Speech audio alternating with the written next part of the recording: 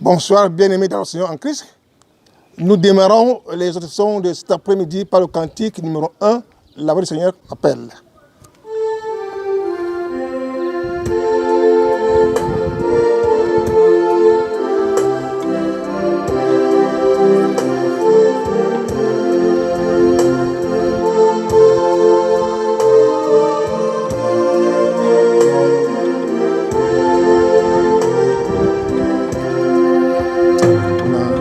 Le Seigneur m'appelle, prends ta croix et viens sur moi.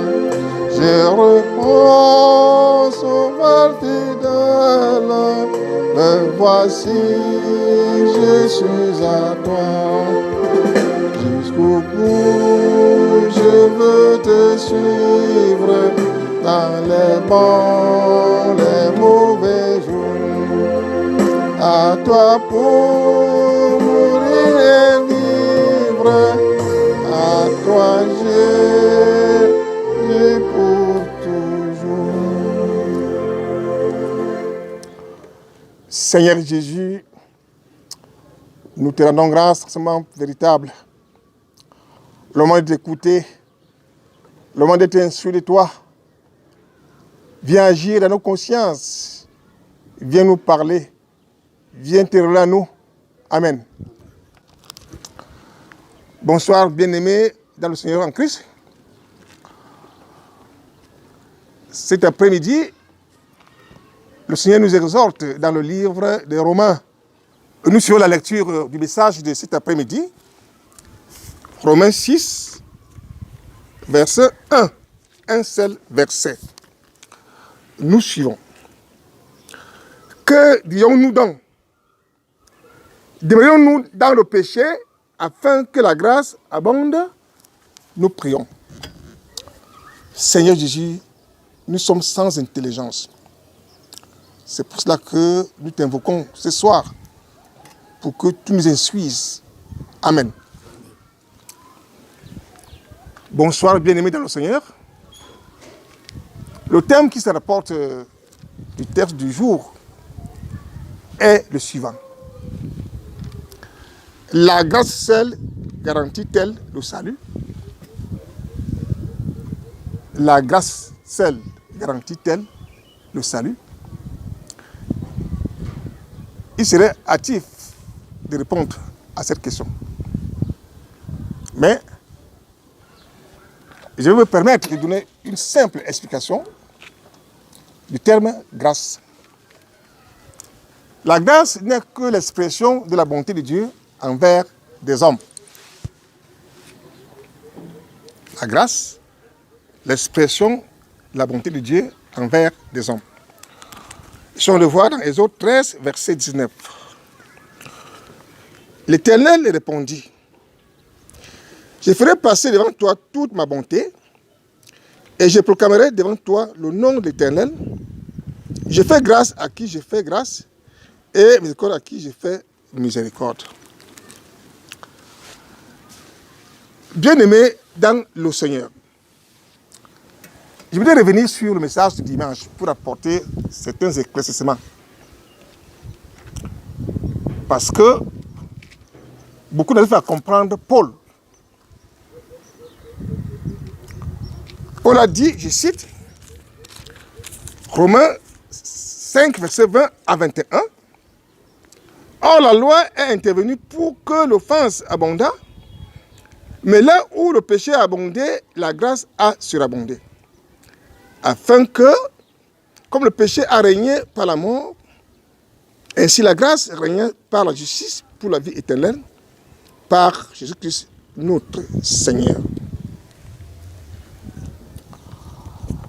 Bien-aimés, j'ai fait un constat.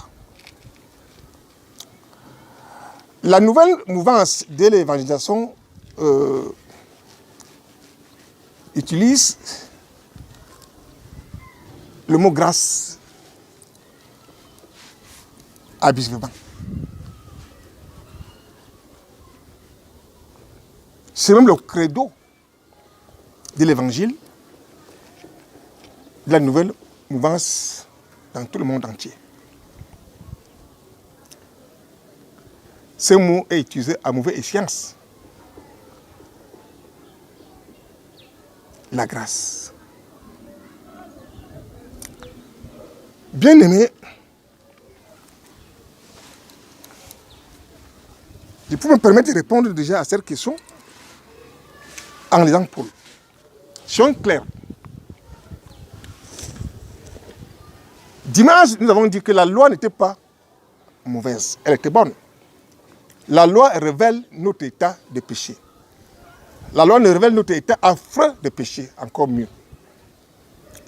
Alors, c'est peut-être que Dieu a voulu que la grâce soit au-dessus du péché pour que l'homme soit sauvé, si vous voulez. La surabondance de la grâce exprime la grandeur, c'est-à-dire l'abondance, si vous voulez, l'abondance de la grâce de Dieu. L'abondance de la grâce de Dieu sur le péché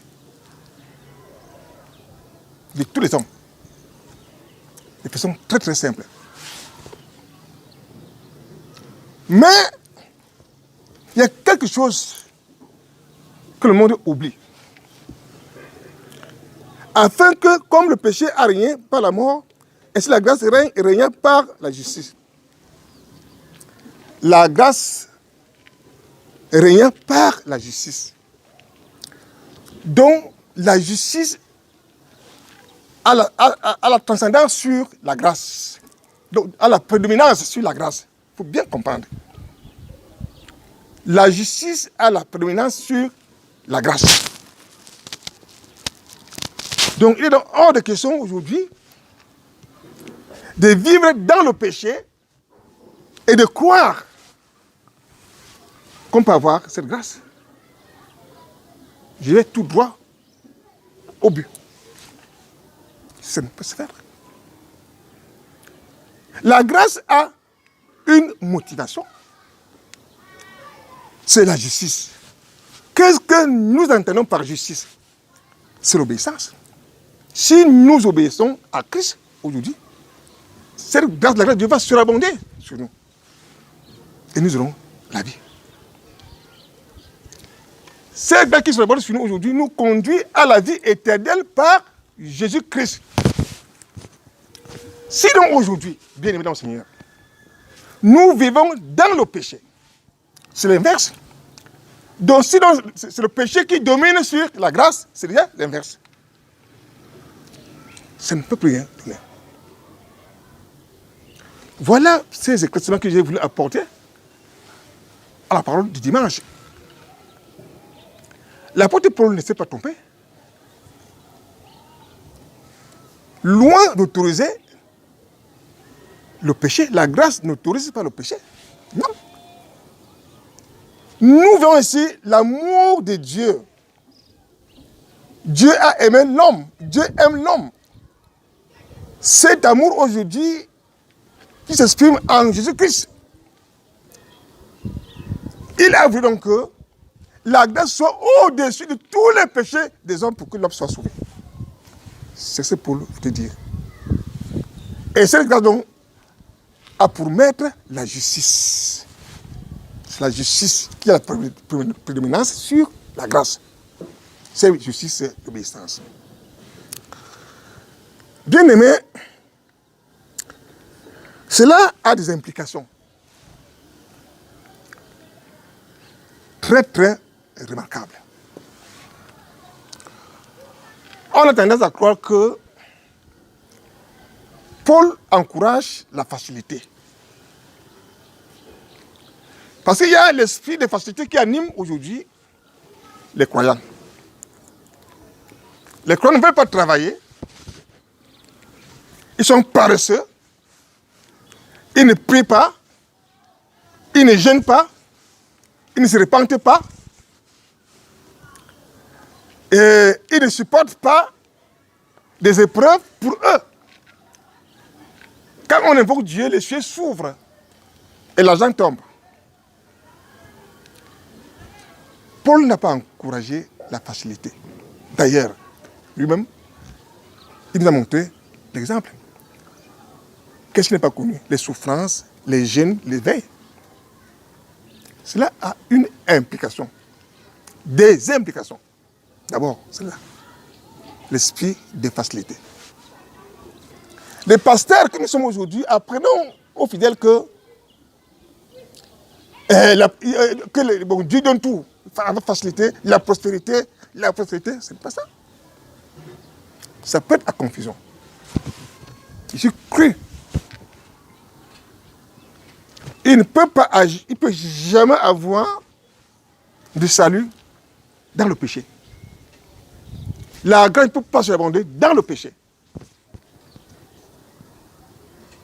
Ça ne peut se faire.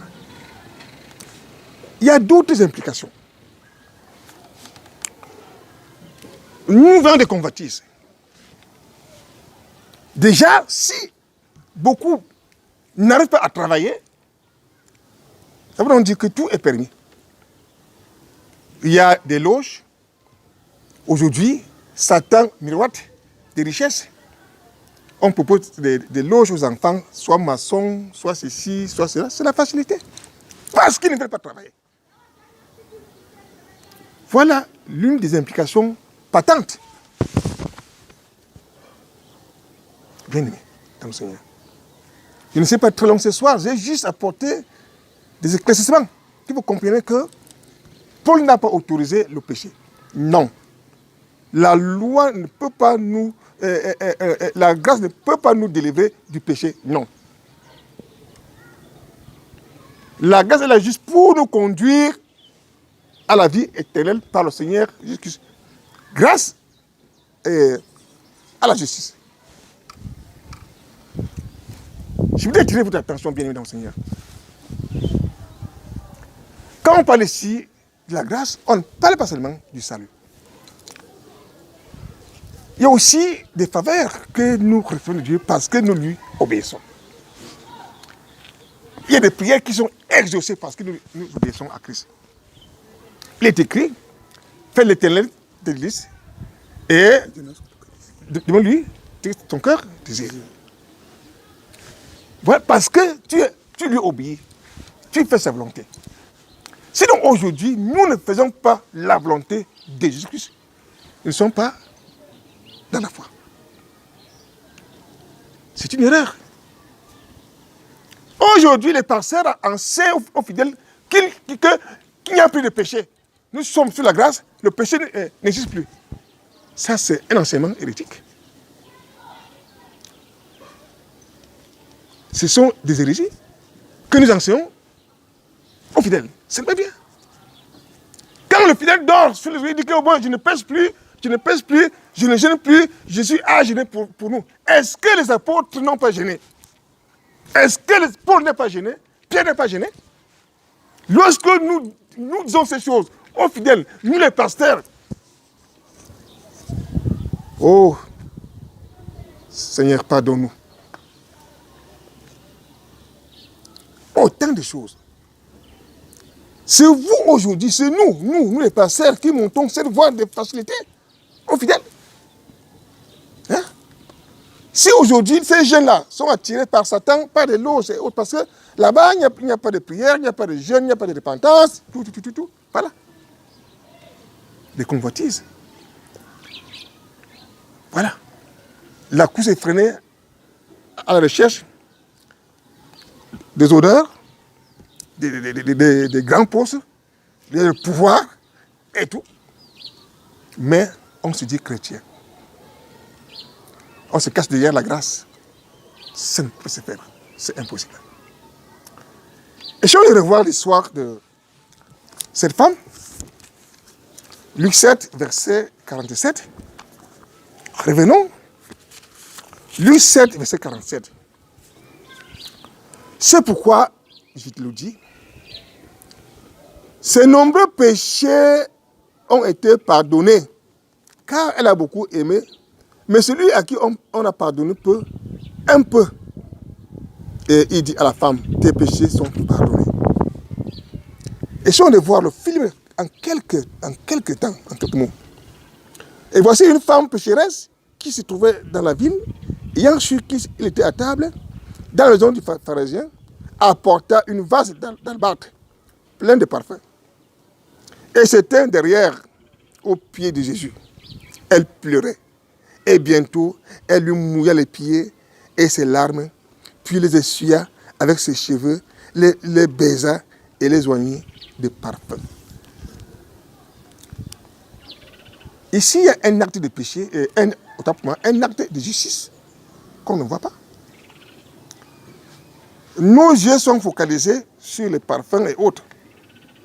La considération que cette femme a eue envers Christ, l'amour que cette femme a eu envers Christ, c'est l'amour donc qui est la résultante de toutes ces œuvres de piété qu'il a eu à observer.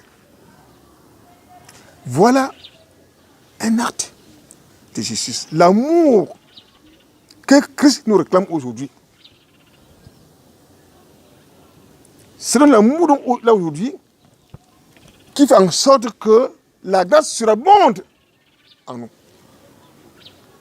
L'amour, cette femme-là a su que Jésus-Christ était le Fils de Dieu.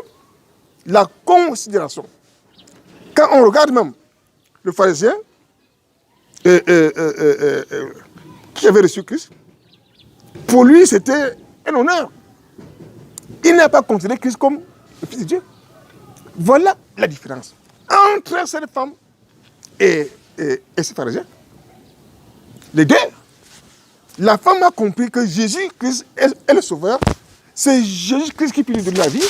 Elle a pleuré, elle s'est repentie, elle a répandu les larmes pour implorer la grâce de Christ. Voilà ce que le Seigneur nous recommande. Si donc nous n'affichons cette attitude, bien aimé, c'est difficile d'entrer dans le royaume des cieux. Le reste n'est que la résultante de l'amour. Le parfum et tout, et tout, et tout. Et conclusion, c'est pourquoi, je te le dis, ses nombreux péchés ont été pardonnés, car elle a beaucoup aimé. L'amour, elle a beaucoup aimé et les grâces ont été aussi surabondantes. Vous voyez ces liens. L'amour, qui est un acte de justice, a produit des grâces surabondantes. Parce qu'elle a beaucoup aimé. Si donc, bien aimés, nous restons dans le péché, nous voulons nous cacher l'image de la grâce, nous faisons une application à vue. Bien aimés, bénissons ces paroles. Amen.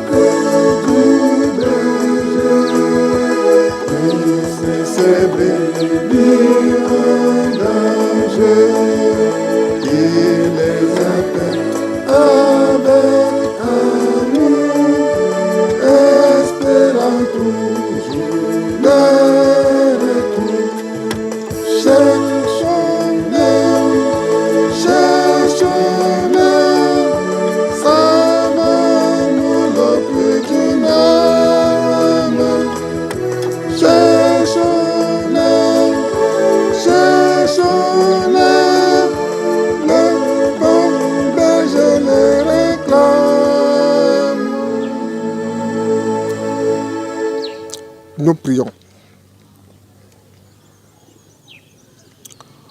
Seigneur Jésus, pauvres malheureux que nous sommes, donne-nous la perception spirituelle pour comprendre la part des Écritures. Un message très révélateur. Un message qui dévoile l'hypocrisie de l'homme. Père, aie pitié de nous. Viens nous délivrer aujourd'hui, Père, de cette carapace. Viens nous défaire de ce vieil homme. Viens circoncire nos cœurs, afin que nous comprenions, Papa, tes voix. Que ton nom soit béni. Amen. Amen.